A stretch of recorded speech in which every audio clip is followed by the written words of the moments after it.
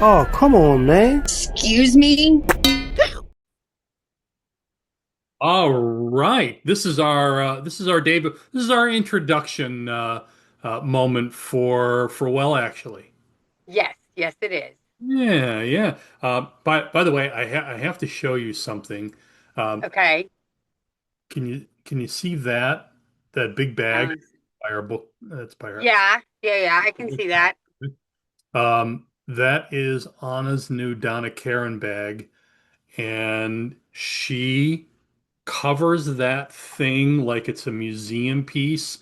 After she'll take it to work, she'll bring it home, and then she covers it religiously every single night. That is hilarious. So it's a very nice. That's fantastic. It's a beautiful bag. That was for her 50th birthday. Nice. I'm going to New Orleans for my 50th birthday. So, All right. Wow. Wow. Well, yes, I want to. There's that a trip thing into called the Booze Cruise. uh And what you do is you go like 4 or 5 hours to Memphis. I think it's about 3 hour drive up to Memphis. And you hop the Amtrak train. uh-huh. And then you take it down to New Orleans. Okay. Yeah, so I'm super About a stoked. 30-minute ride from you, right? Yeah. No. It's probably about a 3 hour road trip just to get to Memphis. Actually, we And then you hop the Amtrak down to New Orleans for a couple days. And that's what I want to do for my 50th birthday next year. nice, nice. We've been adjacent to that line a couple of times coming back from when my parents were alive when they were living in Texas. Sure. We'd come up through Mississippi, and Okay. you'd stop at Vicksburg, and so it'll be a beautiful ride. Oh, I'm excited. Yeah, yeah. Let's get to what we're here to talk about. Uh, Okay. that's to introduce. So I should introduce folks to Lindsay Schultz. How are you, Lindsay? I'm good. I'm good. How are you? I'm doing very, very well. Um, I'm WC Turck, by the way, way up here in the northern hinterlands of Chicago, and of course it's summer in Chicago, so of course I'm layered. It's cold up here today. Really? Yes, how Well, yeah, because you've got that breeze coming off of the lake. we wish we had a breeze coming off the lake. It's coming right out of the west and bringing us all this cold air. How's it down by you guys in Smyrna, Tennessee? Well, it was dry and hot, and then we had about a 5 day rain. Yeah. And so now it's just kind of our summer, our seasons down here kind of go like winter, spring, summer, fall, spring, summer, fall, and then winter again. So we get about 2 days of spring, about 90 days of scorching hot weather, and then about 3 or 4 days of fall, and then it's freezing cold for like 6 months. Yeah, yeah. So the reason that you and I are together on this program, um, we've known each other for I think about 2 years now, right? Yeah, I bet. I think about 2 years. I was thinking about that. I think it is almost 2 years now. Yep, a mutual friend, Dan Klefstad, brought us together Yeah. because he thought your um, your focus, aside from being a bookstore owner and a mom, your focus has been on the banned book issue in Tennessee.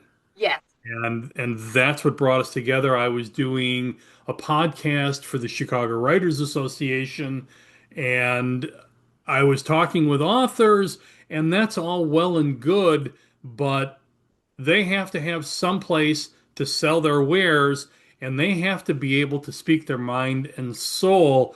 And so Dan was a fan of he was on our radio show years ago with when I was with Carrie Kendall. Um, Yeah. but he was a fan of the podcast Yeah. and really I'm thought. a fan too. Yeah, well, thank you. But he thought that you and I should speak, and I've always had an activist side to me. Uh, so it was natural that I spoke with you. I couldn't know at the time that we would garner such a great friendship. And Oh, it was a legendary friendship in the making. indeed, indeed. And we have these great informed topical conversations Yes, all the time. I'd say most often when you're uh, in a um, in a tither irritated. in a tither about some banned book outrage that's going on Yes, down there, that you're on the front lines and fighting directly. Uh, yes. I but even wore my T-shirt that you said that I was Freedom Warrior. So yes, yes, yes, and folks will see, because of that, because of the banned book issue. I incorporated that into our cartoon closing for the show, which folks will see in just a little bit. yeah. We talk about book censorship, but we talk about everything from AI to bigotry, transgender, LGBTQ issues. Yep. And I wore my Lufthansa hat today because at some point I want to get to this. Mark Wayne Mullen from DHS and the Trump administration threatening to stop international flights from coming to blue cities, or to so-called blue cities.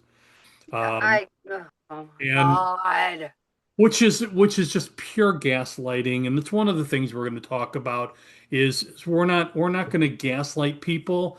No. We're going to talk honestly about that with them, and Yes, we're going to talk absolutely. about the absurdity and the illegality and the impossibility of the Trump administration or DHS being, Yeah, it's insane. and there are economic issues as well. But I thought, because I used to work for United and Lufthansa around the world, that I just wanted to touch on that. It was a hot topic of Absolutely. discussion between my wife and myself. And by the way, both of us are married to other people. Um, Yes. Unlike many of those people that we're gonna go after and criticize heavily here, who are all about family values and religiosity, but adhere to none of the actual tenets No. of those. Like none at Yeah, all. yeah, yeah, yeah. Um, so Lindsay, this was your idea. Why don't you take it from there and tell us why you wanted to begin, well, actually, the podcast? Well, honestly, I kept thinking about all of the people that I've met the last 2 years, the Rutherford County Library Alliance, PEN America, ACLU, and about a bajillion other people. The Equality Project in Nashville. I'm now the Rutherford County chair for them. And, I've met all of these people, the Human Rights Campaign, and several people on the front lines that are fighting all this with me. And it's like, why aren't these people being heralded as heroes? Hmm. Why don't people know who these people are? Yeah, Because they should. yeah. And, all we ever hear in the news is awful, terrible things, Hmm. which, yes, we should know what's going on in the world. Absolutely. But shouldn't we also focus on the people that are doing their damnedest to make the world better? Shouldn't we talk about, yeah, there's all this horrible stuff, but what about the people that are sacrificing their own privacy to put themselves on the front line and shout, hey, this is not right. This is, Yeah. I want to do something about it, much to their own detriment. Indeed, indeed. Okay, so this was a quick introduction. We're going to tell. So when we come back on our first official episode here in a few days, we're going to come back and we're going to talk about, sort of our experience, our life experience, and introduce people Yeah, to us in a little bit more detail, and then we're gonna absolutely. we're gonna we're gonna get down and deep about this book issue. right off the bat. That's Sure. gonna start because that's how we began, right? Yeah. I think that's an important topic to hit on because that is how we began talking. Hmm? And like you said, over the years, we have touched on so many other topics, but our friendship began by fighting book banning and talking about what that means for the future. Yeah, absolutely, absolutely. Okay, as I said, this was just a quick introduction. We're working out some of the bugs. Catch us Yep. on Blue Sky, YouTube, Facebook, and on Substack. Anywhere else, Lindsay? No, I think that hits all of it so far. I'm also finding out that we can go live on Instagram. And And yes, you can go live on Instagram, TikTok, YouTube. You can even do it on Facebook. And I think you can actually do it on Blue Sky too. I think all social media formats are starting to find ways to let that happen. yeah, yeah. And this won't be family friendly, but there won't be any nudity. No, I don't know. I think family friendly. Family friendly in the sense that your family should be listening and fighting back just like we are. I stand corrected. I stand corrected. So there'll be a little bit of there'll be a little Colorful bit of language. all language. Uh, that's how I grew up. I grew up with 16 uncles and aunts on my dad's side. So language was always raw. Yeah, no, my mom, I got language from my mother and my stepfather. So, So my wife Anna is from Sarajevo. We met during the siege, and her mother, her little brother at 5 years old. So the F word in Serbo-Croatian or Bosnian is uh, jebina. oh, Uh, okay. yeah. So her brother was throwing that word around when he was 5 years old. Holy crap. Everybody, everybody does. Well, I Yeah. used to sit and listen to my mom. I'd be watching TV and my mom would be sewing, and you'd hear the sewing machine doing that. Mhm. And it would pause, and you hear this gripping of fabric. Mother, you know, Well, and damn it, damn it, damn it, which meant that she'd screwed up on something, and then she'd cuss a blue streak, and then about 5 minutes would go by, and you'd hear it again. She'd start over. I spent 10 years on the radio and never swore once. But um, I swear like a mother. Oh, Uh, me too. when I'm not in the air. I've never once made the mistake. I used to freak out my producers and engineers constantly because there's a bit of radio theater that you can Sure. use, and I would take it right up to the line, either with energy or um, or going right up to the edge of that first syllable of the word. You mother, and then they would be ready to dump that program, or hit that dump button. Sure. Um, and and every single time afterwards, I was ready to hit that button. I thought you were going to go there, and I was like, "That's me. That's I'm." My problem is my face. I may not say it out loud, but my face will absolutely say it out loud. Um, my friend Carrie has joked that the phrase "excuse me," Yeah. the minute that that comes out of my mouth, that you ought to just avoid the detonation zone because it means you have lit my ass on fire and I'm about to go scorch earth. Well, So that's why we put that in the introduction because it was quintessentially Lindsay Schultz. it really is. It really is. Someone even gave me a T-shirt that says "excuse me" on it. That's absolutely brilliant. Absolutely brilliant. All right, Lindsay, this was our introduction moment. Yes. Anything you want to say in closing? No, you come from the what did you call it? The hinterland. I come from the south where there's a church on every corner, I come, and we I say come from bless your heart. There you go. I come from proper white trash. Um, I come di- from Southern white trash then. So, Dignified white trash who moved out of a trailer into a home. But white trash nonetheless. When I met my, I was trying to explain white trash to my wife's to my mother-in-law sure. in Sarajevo, and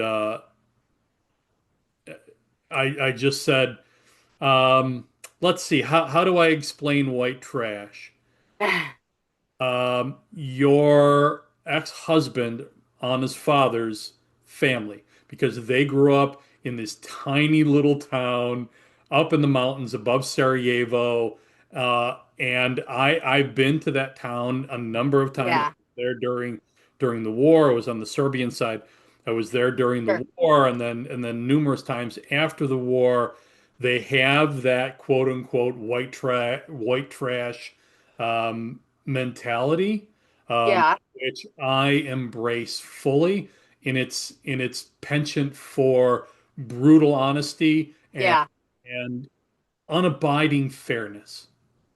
Well, I would say let me restate. I don't think I'm white trash. I think that I grew up in small town Southern America where certain racist phrases were dropped with reckless abandon, and homophobia was absolutely a thing. Yeah, But then I had a stepfather who, went to MIT and graduated with honors, and went to West Point Military Academy and graduated with honors, was former base commander. yeah, And then my mom was a military daughter, and I consider myself a military brat because yeah. she and my stepdad got married when I was, I think, 7 or 8. And Mhm. there was lots of, it's not it's I. It's not y'all, it's you all. And so even though I was small town America and there's churches on every block and it's Southern America, like To Kill a Mockingbird, Southern America, Yeah. there was still the absolute requirement in my household that you be educated. And if you felt a certain way, oh, I feel this about this specific subject, Yeah, that wasn't good enough. yeah, You had to defend your reason why. yeah. Why do you feel that way? Back it up. Prove me to your side. And even if I couldn't prove it, I still had to defend why I was standing on that hill. Mhm. And so it's very much been, I think that's probably what's led me into this whole book banning fight is how dare someone tell me that I can't educate myself or read something? Who do you think you are? That's not how this works. So I hope my stepfather would be very proud of me if he saw me today. So, I'm sure he would. I'm going to defend my white trash bona fides by saying that I grew up on a little um, dilapidated farm. We lived in the farmhouse, but all the sheds and the barn were all they were ready to go. And my yeah, my middle brother Philip got into my dad's Chevy Impala at the age of 4 years old, still in diapers. Dropped the car into gear and knocked down the barn. That is white yeah. trash, honey. I don't necessarily think that that's white trash. I think that's farm people because life is different on the farm. My Well, uncle runs a farm. so Life is this different. one The family helps out. we had a garden, but we didn't. It wasn't a working farm, and it was right in the middle of a suburb here in Chicago. Yeah. So that uh, I'm going to defend the white trash moniker. It's I do need to say this program is very often a work born from frustration, parody, and opinion. Yes. Consult a doctor or mental health professional if you exhibit any of the following symptoms. Yes. Taking any of this too seriously or personally. If you Yes. have the urge to ban what is said on this program, or if you have ever said these words, honey, hold my beer while I vote at the drive-through. Or you can try banging some sense into your skull with a skillet or frying pan. Failing Yeah. that, just try getting a damn life. Yeah. And That's you know what? Our opinions are not for everybody, and that's fine. You don't have to listen if you don't like it. you can do this wonderful thing called skipping or passing by and going on to something else. It's There's amazing what free will do for you when you use it. I was just listening with to an interview between Brian Tyler Cohen and Neil deGrasse Tyson, in which he quoted I'll have to check this fact, but there are uploaded something like from 6 billion phones, iPhones or smartphones on the planet. There's uploaded 1 million hours of video to some platform on the internet. So there are lots of things that Oh, you can tune into, but we hope people will tune into us because we do have those important conversations yeah, that are brutally honest. yeah, Uh, if we haven't directly lived it, um, then um, then we they're solidly anchored in fact and truth, yeah. and we'll cite those sources. Yeah, and I want to say that too, that, with the things that we're going to talk about, I do want to cite our sources. And as hard as you and I are going to try to cite our sources and be right, Yeah, there will occasionally be a mess up. There will occasionally be an error. It happens. And we have no problem with you going, actually, that's not right. Okay, yeah, cool. correct. Show us where we messed up. Yep, Show us the evidence of how we messed up and we'll fix it. yep, And I mean, I think that that's what the human experience is about, is learning. And okay, this is my opinion, but I could be wrong. Okay, if I'm wrong, show me. I don't think I am, but if I am, show me. Or no, I'm not wrong, and here's how I can back it up. yeah. And my stepdad always said, don't ever be the smartest person in the room, because if you are, then that's when you stop learning. And I don't want to ever stop learning. So That's a brilliant observation. I love that. So, all right. So catch us on Blue Sky, YouTube, and Facebook, and also on Substack. And we'll see you soon. Let me. toodaloo. Stupid, stupid, stupid.